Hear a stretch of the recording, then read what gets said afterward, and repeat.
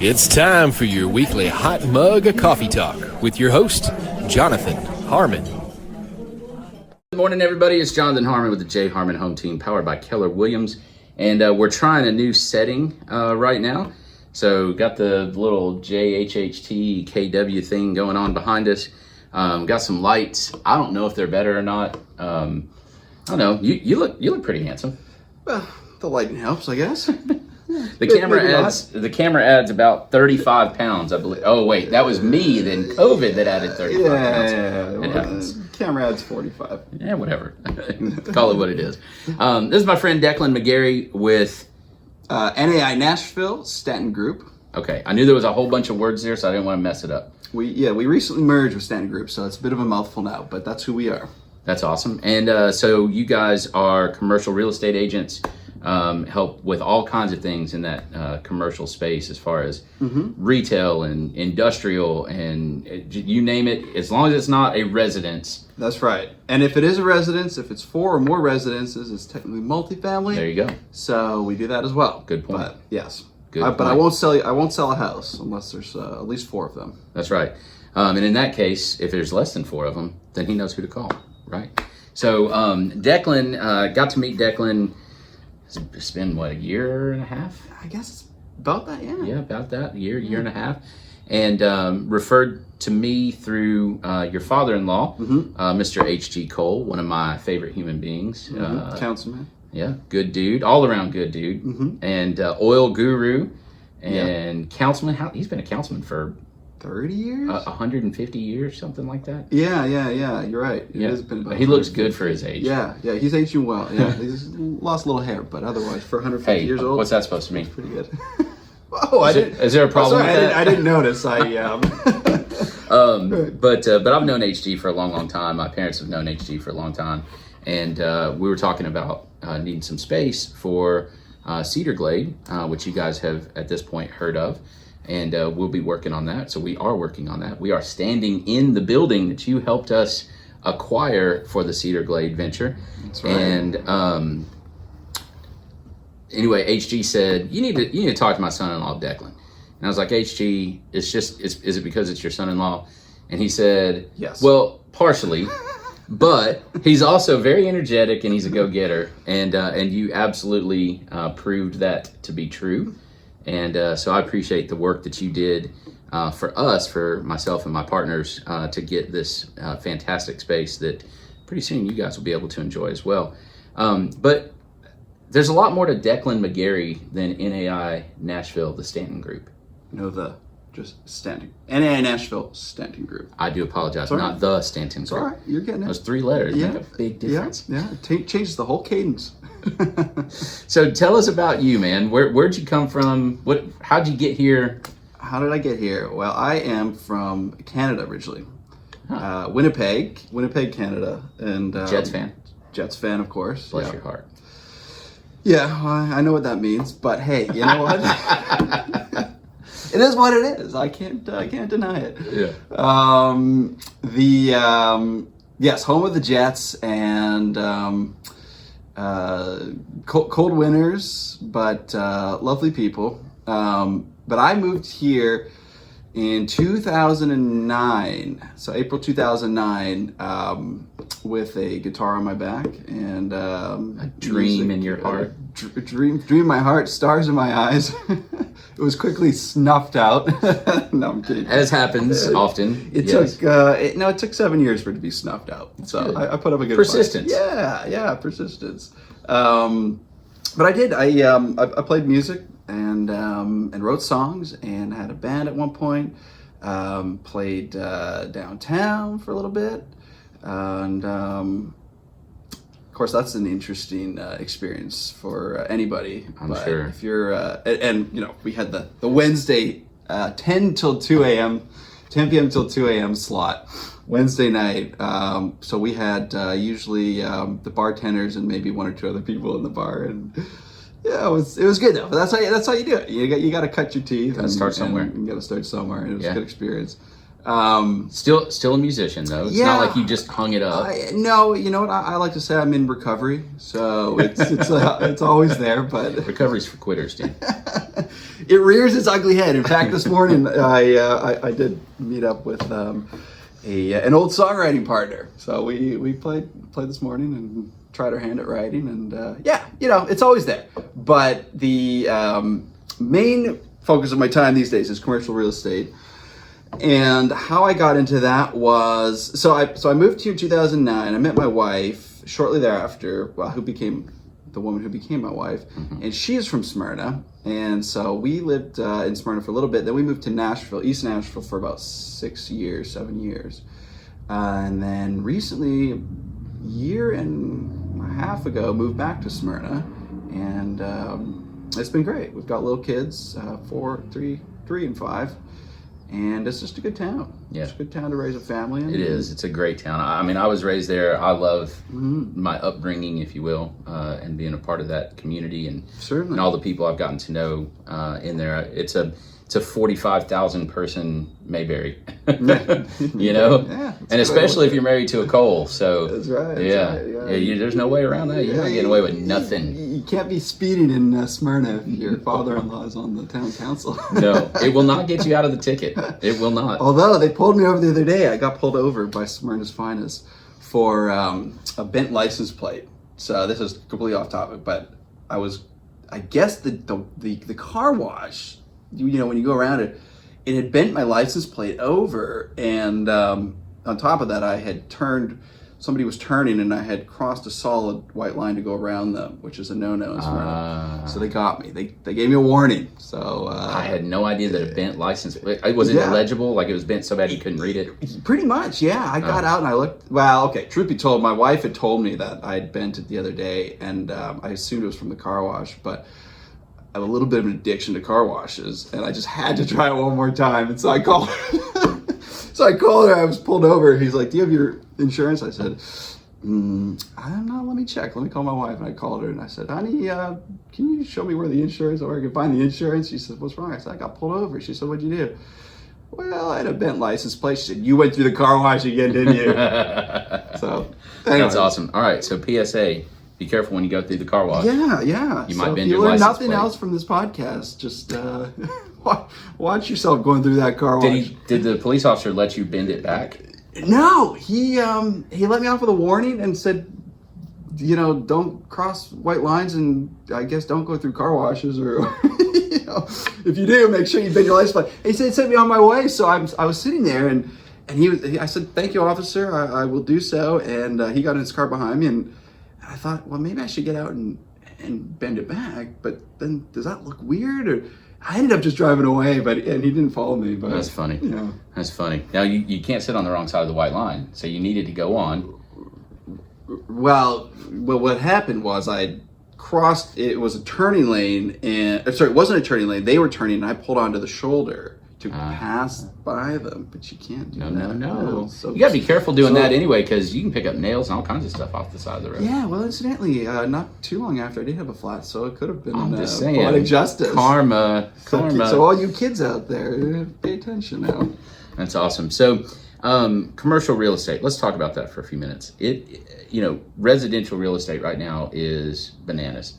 I mean, it's the most difficult, insane market ever, and it only seems like it just keeps accelerating, right? What is that? How does that contrast with the commercial market right now? They're not fully. They are correlated, but they're not. You know, it's not a direct correlation, I guess you might say. So the commercial market is coming back, but it sort of varies by vertical. The flex space is really hot right now. What's a flex space? Flex is a combination of office warehouse. So where we are right now is flex space. Front part is office, back part is warehouse. Correct, exactly. So you've got that combination, and that is a hot market right now in Nashville, really everywhere in Middle Tennessee. It's partly due to supply. There's just not enough of it, and as they say, flex is the first thing to get cold and the first thing to get hot. So it's a bit of a canary in the coal mine.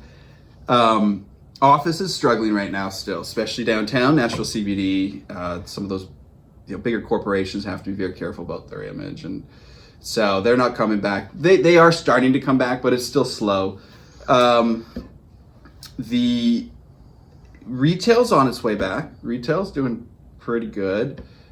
And I'm speaking more from a leasing standpoint. So if you're a landlord or a tenant, the tenants are definitely in the driver's seat for office space right now. Mm-hmm. Retail, it's balancing out. Flex, it's landlords are in the driver's seat. Mm-hmm. And then multifamily, I guess. Multifamily is doing strong. Mm-hmm. It's and that's a direct correlation to, obviously, the residential market that I'm in, because right. If you can't find a place to buy, you're going to rent, right? And that multifamily is a good option if you don't want to be in an apartment. 100%, yeah. And they're building it faster than they can. It's just crazy what they're doing, especially downtown. Mm-hmm. And everyone says, well, they're overbuilding, but you got a little low power mode there. It's all right. All right.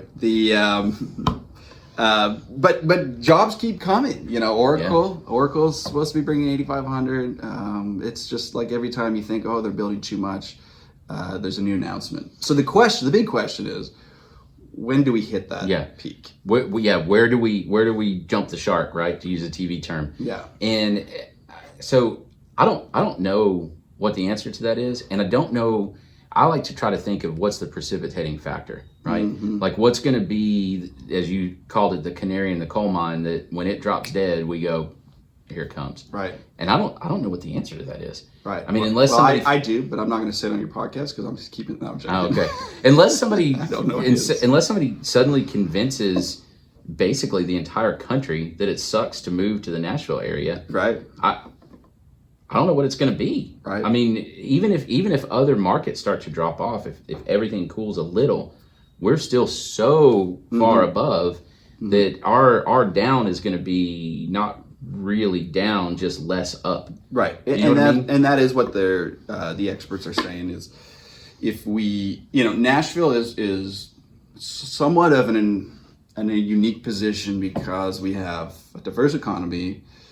And we have that it factor status. And we got 3 interstates converging that are major arteries. We're centrally located. Our weather, contrary to what you might believe, is pretty darn good compared to most places. It's better than Winnipeg. It's definitely better than Winnipeg, for sure. And I mean, it's just a good place to be. Our economic climate is good for individuals and for businesses. Mm-hmm. So there's just a lot of good stuff going on. Yeah, it's very business friendly, which is one of the reasons why you're seeing all these companies from Chicago and California and New York coming, and it's all those factors. So hopefully the weather isn't going to change a whole lot. The climate's not going to do anything drastic. So really, it's the elusive factor in all that is the it factor. Right. Nashville. We have no control over that. Well, we don't have control over that. Yeah. But as long as it's a business-friendly state and, we can stay on people's radar, I think it's going to keep growing. Yeah. And the other question is that, at what point does that start to have some negative consequences? Sure. Diminishing marginal return, right? We get too many people here. Right. And some of those quality of life factors start to fall off. Exactly. And some would argue that that's already happened, but yet there's still more people coming. So, has it or hasn't it? Yeah. And maybe the answer is for some folks it has. And so we lose a few, but we gain more. Well, I think that those who start to think that that's happening are moving further out, so where it's still somewhat affordable. Murfreesboro, Smyrna. Or even Juliet. Tullahoma and like another layer Chapel out. Hill, right? Columbia. Yeah. We're seeing a lot of that. We've got Rachel on our team, and we're seeing a lot of people going out to that Manchester, Tullahoma, even McMinnville, and to some extent Woodbury, kind of that, what I would consider the next layer out from Nashville. Yeah. The second tier, if you will. Right. That outer ring that's been largely untapped, I guess, for lack of a better word. Yeah, I agree. So why did you pick commercial real estate? Like you're playing music one day and you just go, hey man, I think I'm going to do commercial real estate. Like how did you make that jump? Well, I couldn't do residential because then I'd have to compete with you. So. Oh, whatever, man. I knew I couldn't do that. Well, I don't come by it entirely, honestly. My family does still do commercial real estate in back where I'm from in Winnipeg. So it always been on my radar, I guess, and not that I had any interest in it, especially when I was doing music, but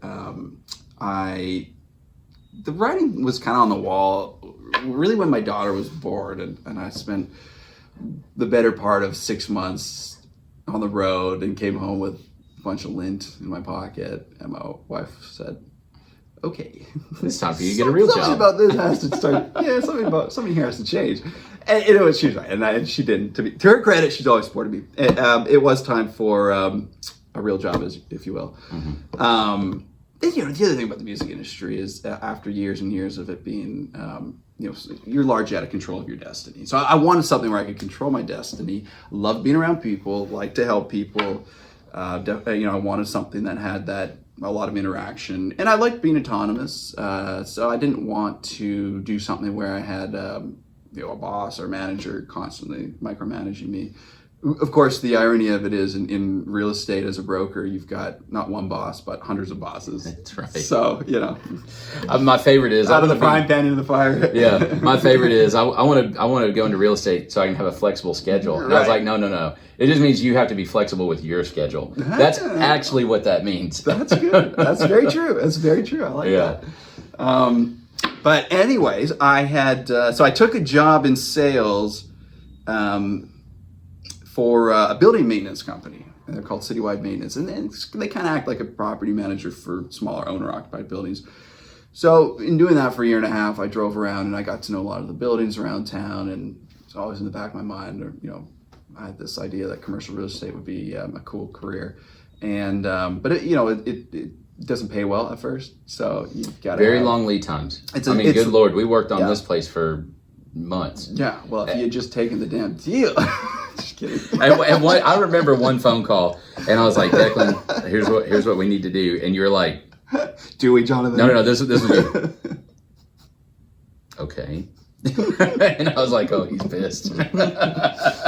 Yeah, tell me more. And then you were very professional. You were like, well, I think we probably have already gotten past that, so I don't think that's going to work. And I was like, you might blow it up. Yeah.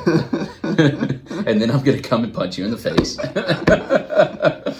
No, it was good, and you did. You offered a lot of advice. I've been in residential real estate since 2009. But I admittedly, this is not what I do. I do not do commercial, and it is absolutely not the same. Right. Expectations are not the same. The players are not the same. The MO, the way you do business is not the same. And so my advice to anybody that holds a real estate license, pick one or the other, number one.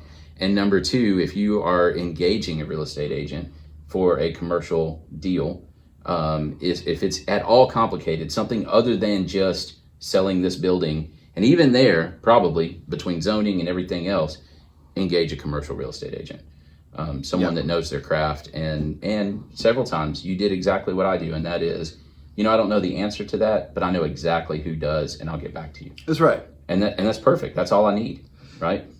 Absolutely. I think you're extremely wise to think that way, and unfortunately not a lot of people do. But I always say, I wouldn't, if you asked me to sell your house, I would say no, because I don't know what I'm doing, and further, I'm not gonna give you the service that you need and the you best require. service. Right. That's right. Right. That's what people like you are here for. That's right. And if conversely, if you're interested in commercial space, you want to be with somebody, with a team or a firm that has, like you said, if I don't know the answer, I've got brokers in our office with decades of experience. They've seen it all. So certainly, if you are interested in one or the other, like you said, if you're selling your house, get a residential. If you're doing commercial, get a commercial broker. It's particularly for leasing. Leasing is very complicated. Yes, I or agree can with be, depending on your. And the purchase is a little bit easier because it ultimately all the due diligence is on the buyer. Right. There you go. Even more so than in residential, right? True. Aside from that, it's very buyer beware. Extremely buyer beware. The state in all of the TREC oversight and whatnot, it is 100% slanted towards residential. There is not those protections in commercial. And so therefore you have to have somebody that knows what they're doing, has a team, has an attorney, has whoever that can, okay, let's get this answer. And it moves slow until it doesn't. Right. And then all of a sudden it's like, no, we need to do this right now. 100%. Like, actually, we needed to do this yesterday. Yeah. Yeah. It's exactly what happens. It moves slow, and then all of a sudden you're going at Mach 3. Yes. Yes. Yeah. Yeah. And there's no warning. No, it's there's like never a warning. right now. There's never a warning. Yeah. It's like, this should have been done. I need you to do this yesterday. Okay. Yeah. But why don't I have your signature yet? Well, you just told me about it. Yeah, exactly. Yeah. That's so true. It keeps it interesting. It keeps you on your toes. For sure. Yeah. So, well, what if somebody's thinking about starting a small business right now? Obviously, you deal a lot with that. Mm-hmm. What is some advice you can give them, real estate or not? You have your hand in all kinds of businesses, have some insight, some input. If somebody's thinking about starting something, what do they need to know from Declan McGarry? That's a good question. Well, I would say the first thing you need to do is have a business plan. I get a lot of calls from tenants or prospective tenants who have a great business idea and they've got the vision and they've got it all, they've in their head worked out, but there's nothing on paper. And that makes, it makes my job difficult, but it's not setting them up for success. And, at the end of the day, there's a lot of spaces where I could find you a landlord who doesn't care and he'll let you go and rent his space or her space. But, I also want you to succeed.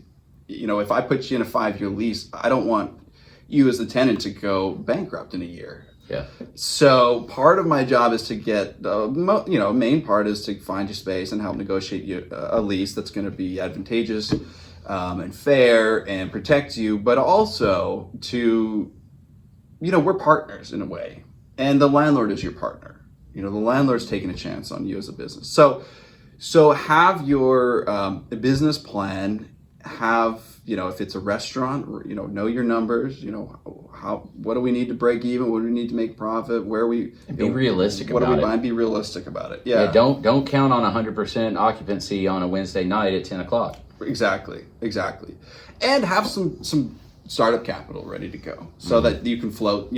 I'll try to get a couple of months for free rent to start the lease off so that you can get your feet under you. But you need to have some capital set aside so that if it takes longer, you can still, feed the beast. Yeah. And pay your rent. Yeah. Don't be broke before you get started.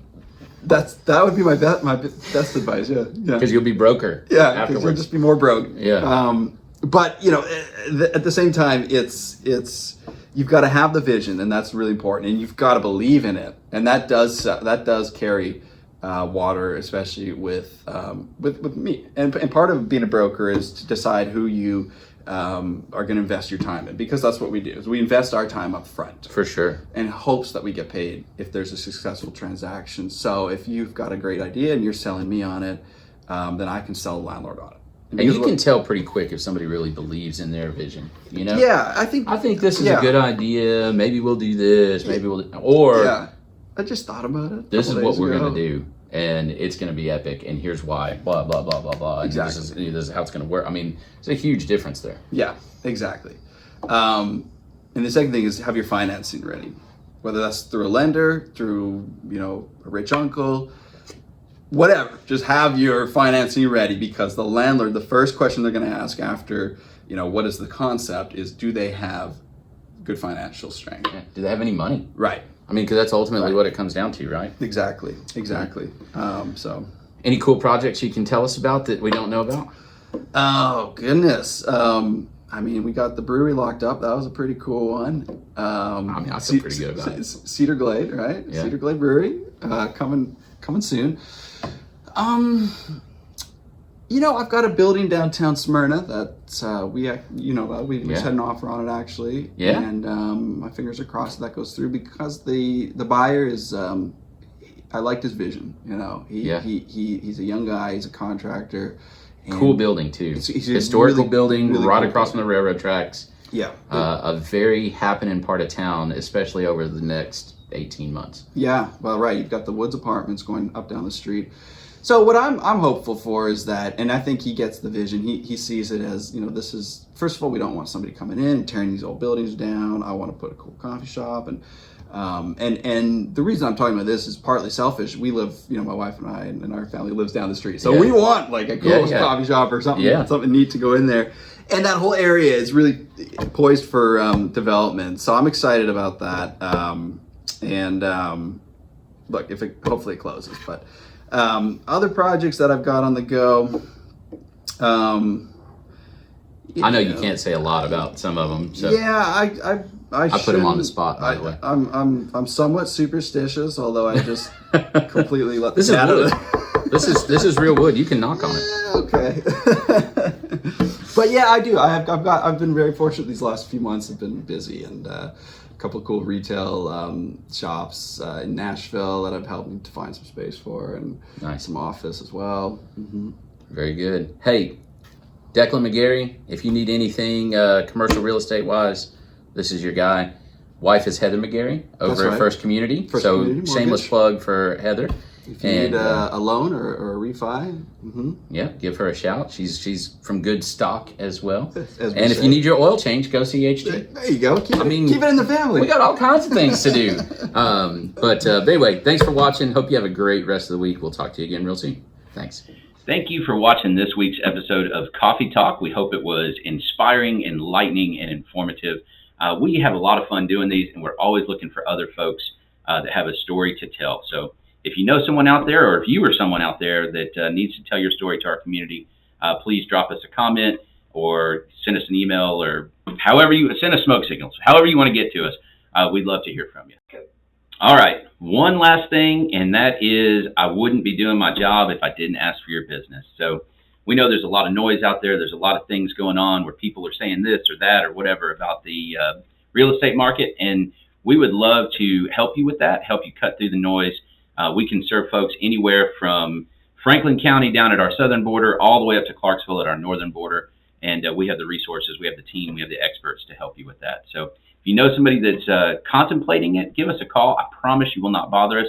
This is our job, and this is what we love to do, is to talk about real estate. So give us a shout, and we'd love to talk with you about it. Thanks. Have a great rest of the week.